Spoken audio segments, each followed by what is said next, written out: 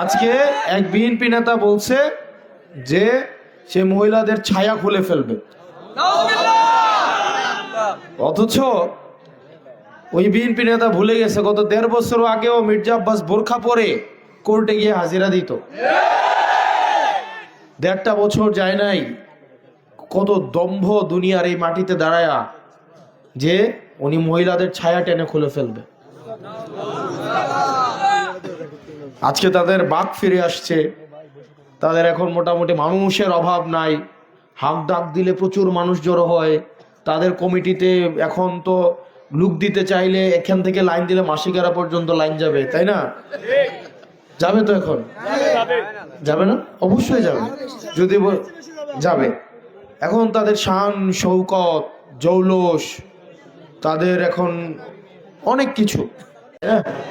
আবু বকর যে নিজের বাকশক্তি হারিয়ে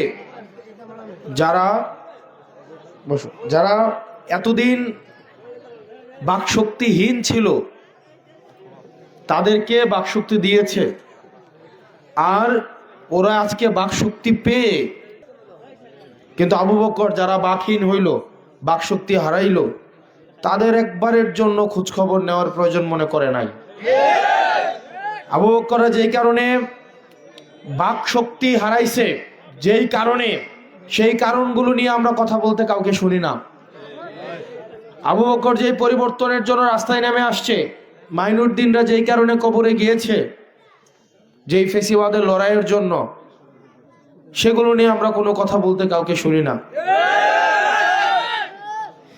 যাই হোক, মাটি উপরে দম্ভ অহংকার, এগুলোর অহংকার আমরা দেখছি এবং